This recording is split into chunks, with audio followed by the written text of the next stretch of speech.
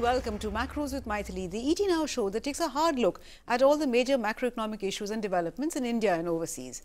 In this edition, we're going to take a hard look at Interim Budget 2019-20, presented by Mr Piyush Goyal, the first interim budget to be presented by an interim finance minister. And to help me do that, I have with me two experts who have been tracking union budgets for long. So let me welcome to the show Mahendra Dev, Director IGIDR Mumbai, and Swaminathan Iyer, veteran journalist, former editor, Economic Times. Welcome to the show, Mahendra, Swami. Last week when we did a macros discussion, we'd asked our panelists, and Swami, you were there too, and what should we read into Arun Jaitley's statement that while he is conscious of the conventions, the larger interests of the nation will dictate what is a part of the interim budget. Well, the interim budget clearly has not shown much respect for conventions.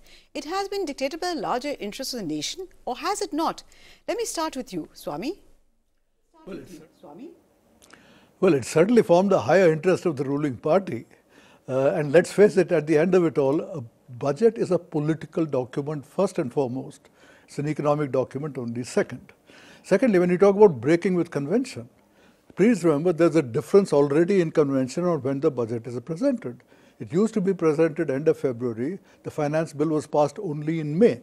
In those circumstances, you only went for a vote on account. Now that you've shifted the date and you're going to pass the finance bill by March 31st, when you have shifted the goalposts of presentation, the goalposts of what you fit in also have to change. So I would say this was entirely warranted. I see absolutely nothing wrong. People talk about red lines having moved. I would say the red lines have disappeared with the change in the structure. So I think it was inevitable that this was going to become a full-fledged budget, and I fully expected something of this kind. Say this yesterday as well, and it is true that the budget presentation has been moved forward, but as far as the fiscal year is concerned, effectively the fiscal year that this government really has is only about 1.5 months, April and half of May. So is it really fair to present a budget like this? No, I would say we live in a polity where no government, I mean, we have lived in a coalition era where no government knows whether it's even going to last 2 months ahead. So you may say any budget that you last, you don't know how long it's going to last because the government may collapse. In these circumstances, there's no problem. You will assume that you continue even if that turns out to be false. Okay, so I'm not sure how brave one can be to make such a prediction, really. But Mahendra, are pre-election interim budgets necessarily much more political than regular budgets? Granted that budgets are always essentially political exercises, but is that even more true of a pre-election interim budget? Mahendra? Yeah, I mean, generally the budgets are political. But pre-election budget, it's more political than the normal budgets, and we expected a lot of measures for everyone to please everyone, farmers, middle class, and everybody. So it is a kind of, it is understandable because elections are coming in 2 or 3 months. So as expected, there is something for everyone in the budget. Okay. So do you expect to see more in the election manifesto, or was this a de facto election manifesto, Mahendra? Yeah, it's more the de facto election manifesto because they have also mentioned, 10-dimensional for the next 5 years, what are they going to do? So the 10 points on several aspects of the economy and society. Swami, do you get the feeling, I think that a lot of people also do, that the interim budget suggests that the government somehow thinks that the larger interest of the nation is synonymous with the larger interest of the BJP? You said that a little earlier, but is that a very strong sense that you get by reading the interim budget? No, in politics that is inevitable. Okay. You say, only I can save you, the opposition will kill you. So that is part of politics. The part I'd like to emphasize is when you talk about, is this a manifesto? It is nowhere near a manifesto. Okay. This is not, even as far as the budgets are concerned, don't take this as the final. Remember that the states now account for 62% of spending and center only for 38%. All the state budgets are now going to come out. believe me, the BJP government, state governments are going to come out with all kinds of additional goodies. So please do not think that the only thing that you're going to see is the central budgets. It's going to be the central budget plus the state budgets, and the various Congress-ruled and regional party-ruled states will come out with their own election promises. So as I said, we are far from being the end. Shall we said, we have kick-started the budget session, and the state budget sessions are going to follow. They are not constrained by any electoral limits. They can make any promises they want, and believe me, they will promise a lot. बाकी है, बहुत बाकी है. Okay, but Mahendra, what worries you more? Is it that the fact that the government seems to have given a go-by to the medium-term fiscal consolidation roadmap, or the fact that the fiscal math itself looks very suspect? Which worries you more, Mahendra? Yeah, I mean, on the previous thing, you know, the Prime Minister himself said it's a trailer. So the bigger things are yet to come on many of the state governments and other things. So on fiscal deficit, given the the freebies and other things announced in some of the in the budget, I think they have done reasonably well. Sticking to 3.4 and also 3.4 next year, although it should have been 3.1. But on the other hand, if you see off-budget things, there are many off-budget things like food subsidy or even fertilizer subsidies. So if you calculate that, some estimates show that 8% of GDP, the fiscal deficit, which is one of the highest in the world. So that way, I mean, they've done reasonably well, but how, fiscal consolidation in future, they will do it, one has to see, because it may, in fact, the finance minister said next 10 years, they're going to have this PM Kisan. So whether that will erode the fiscal deficit further, we have to see. So the fact is that we are 10 years behind the original FRBM schedule as far as the fiscal deficit is concerned. So should that be a source of worry? Because we've done quite reasonably despite the fact that we're 10 years behind. So should the slippage worry you, or the quality and the fact that we really do not know what the true fiscal deficit is? Because so many items are off budget. Exactly. Off budget. Exactly. So many items are off budget, and the Comptroller and Auditor General has pointed out all kinds of smoke and mirrors. Delayed payments to the Food Corporation of more than 100,000 crores. It's a staggering sum of money. So I would say at the center level itself, the deficit may be 1% of GDP higher. Maybe the state government sets another 1% GDP higher. Over and above that, off-budget public sector borrowing, Sajid Chinoy made an estimate of 8.2% of GDP, excluding the state borrowings. And then if you add the overdues and so on, it's maybe 9%. So, I mean, we are truly at an extraordinarily high level of fiscal deficits. However, because we've been having the fast growth, we have not suffered. There are many countries that have collapsed completely at a fiscal deficit of half this level. Our growth has been fast enough. But frankly, you are creating a longer term problem. One of the things that you're creating is there is a draft on the limited savings, as a result of which the real interest rates are extremely high. The bond rate, which had gone down to about 6.5%, is now up to closer to 7.5%, even despite the RBI trying to ease things off. This is a sign that we are diverting too much money from investment into freebies and various political games. So, I mean, it's almost as though the message is going out, you can now rely on the government for freebies, but if you want schools and if you want roads, you go to the private sector. That's virtually. But Mahendra, the fact is that the government has opted to give a push to consumption rather than investment at a time when, by all indications, we are near full capacity utilization. And does this risk a resurgence of inflation? We already have core inflation close to 6%. Or do you think that as long as food inflation is low and oil prices are benign, this is something we need not worry about right now? Mahendra?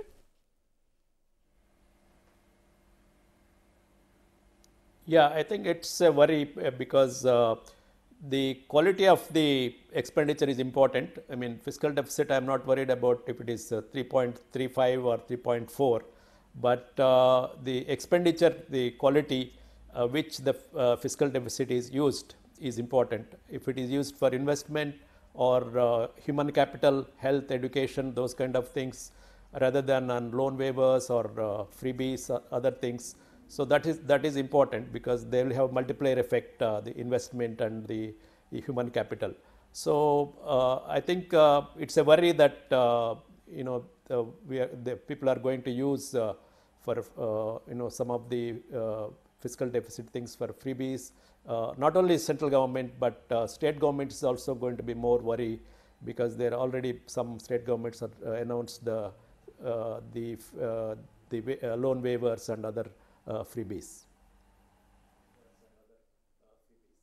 Very true, but the problem is in democracies particularly, I think political parties just look at the immediate next election that's coming up. But I'm afraid it's time for us to slip into a very short break. Please do stay with us. We'll be back very soon.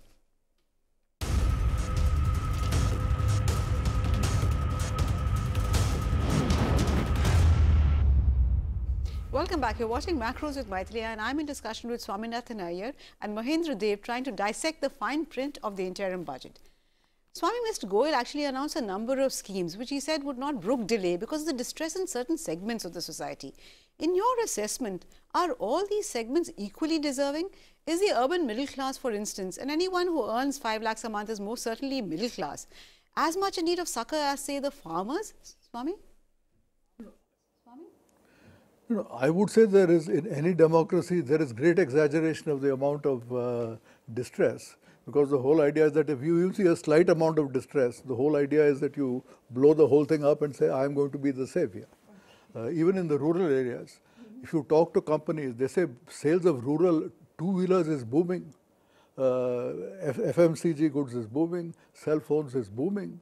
When you have such a booming rural market, the idea that there is widespread rural distress, even that to me is highly exaggerated. You're a 7% growth economy. How can a 7% growth economy be highly distressed?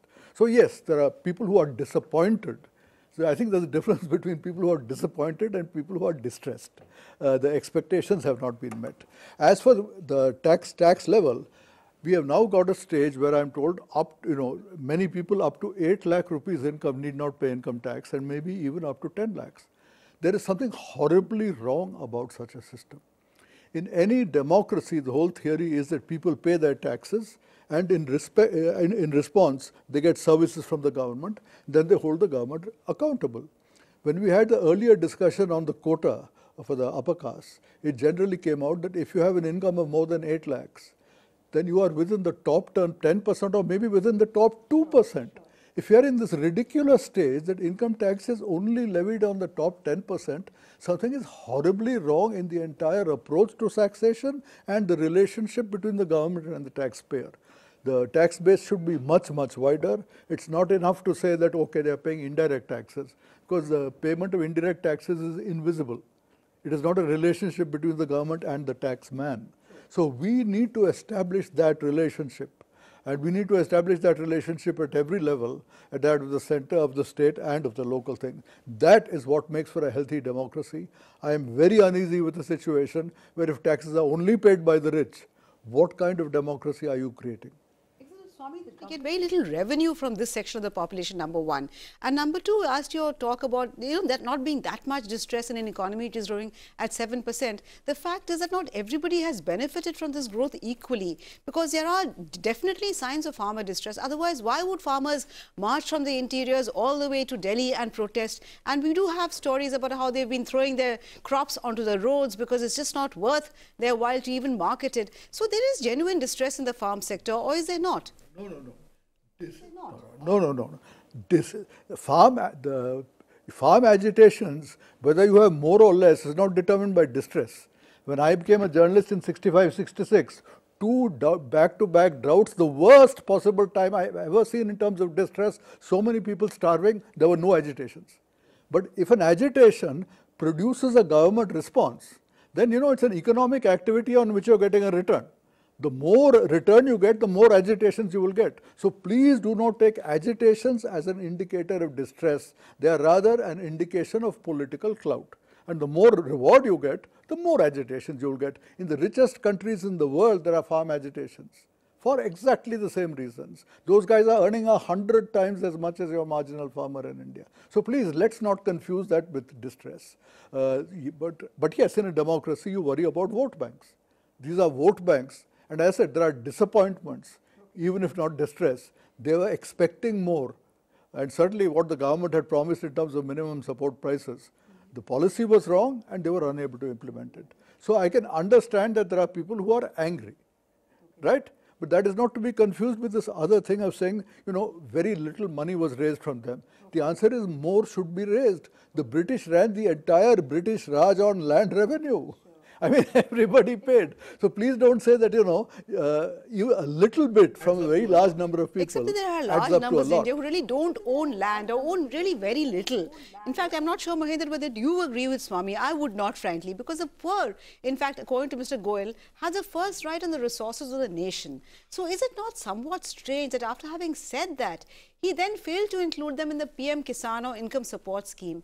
Should the government have given less to the middle class, urban middle class, and more to farmers? An income transfer of 6,000 rupees per annum is way below either the Telangana or the Odisha model. And maybe it would have been possible to cover landless labourers too, had we given less to the urban middle class. Would you agree with me on that, Mahendra?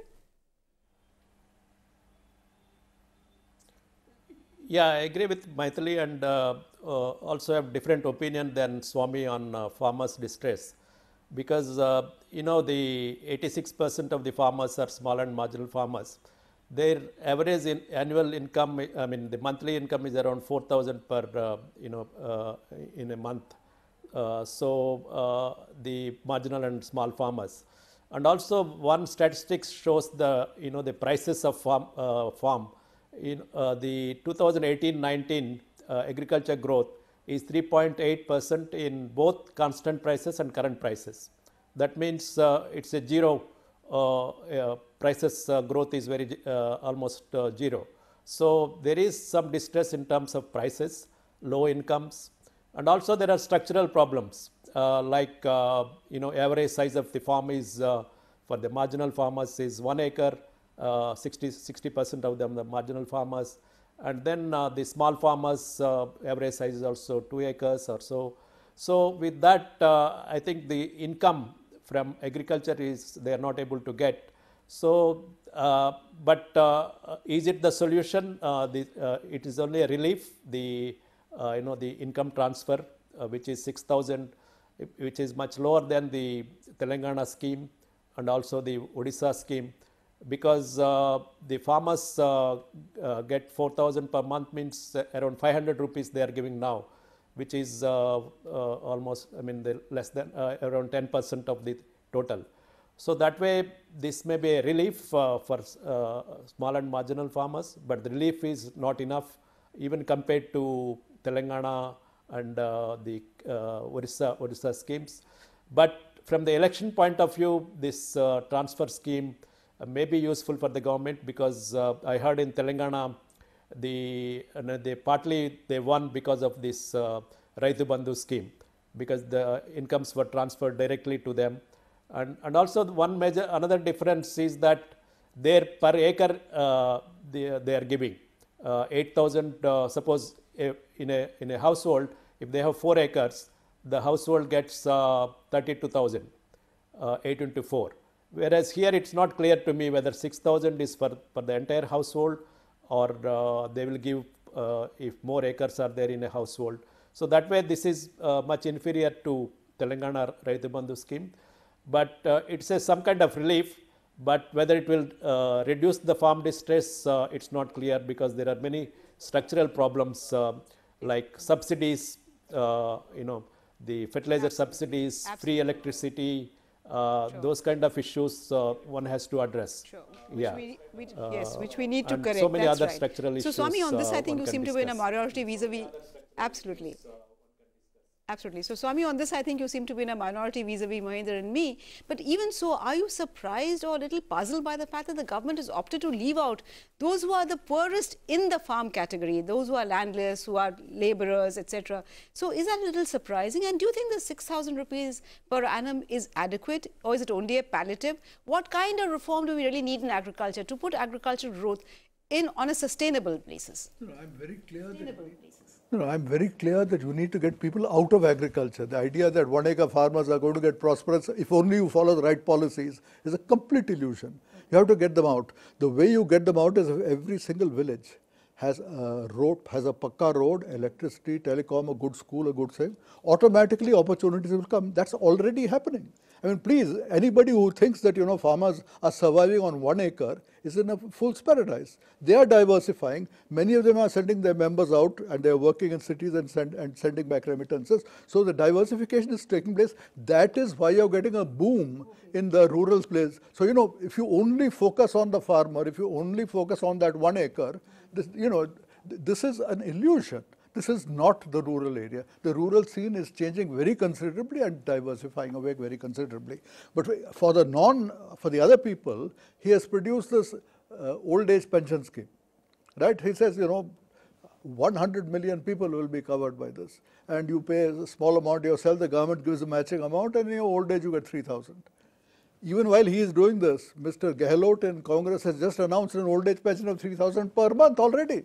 In other words, I'm driving home the point that, on the one hand, Mr. Modi, yes, has attempted to cater to all these, but please do not think that the money lies in the center. The money lies in the states more than in the center.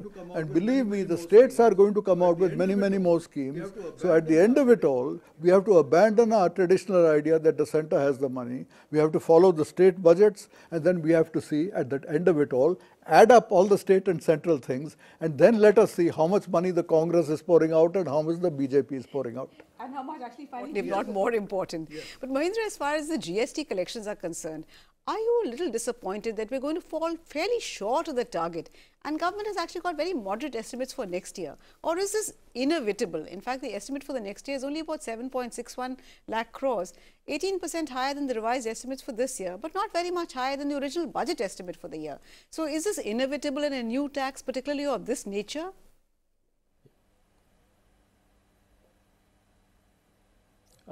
Before going to GST, I just want to say that I agree with Swami on this non-farm sector, the importance of non-farm sector for agriculture. In fact, Professor T.N. Srinivasan, late Professor T.N. Srinivasan said the solution for agriculture lies in non-agriculture. In fact, NABARD data also show that agriculture gives only 25% of income in rural areas and 75% non-agriculture, wage income, and rural business and all those things. So 1 acre is not enough, but it takes time to shift to them. Right now also they are doing multiple jobs, the small and marginal farmers, but you need education skills to move them to manufacturing or some of the services. So it takes time. So till that we need to organize small farmers and all to take economies of scale, those kind of things. On GST, it is true that we are getting less than the tax expected, but GST is an important reform. But so hopefully, I feel that we may get much more when we get everything into 18% or one or two tax rates than multiple tax rates. Okay. So hopefully, we'll get next year much more on GST. Yeah. Let's see what happens. In fact, Swami, that brings me to my last question. Come July, do you expect the new government to stick to these numbers, or do you expect a very dramatic change in the numbers? And will the government be bound by what the present government has announced, Swami? If the same government is elected, you may not see very much change. Okay. If a new government is elected, you will see enormous change. As I said, the old government is re-elected, they will say, we promised all this, we are now going to implement it, plus we are going to give a little more here, a little more there. Another party comes to power, they'll say, oh my God, this horrible, dreadful government, look how they were murdering you, how they were killing you, how they were starving you. We are going to change all this, we are going to be completely different. So that's politics, I'm afraid. The BJP is a major party. I don't think the composition of the government will be the same. So who knows what we're going to see in July. But thank you so much, Swami and Mahindra, for joining me in this absolutely fascinating discussion. Thank you also for watching. Remember, we'll be back next week with yet another edition of Macros with Mythili. Till then, it's thank you and goodbye from all of us at ET Now.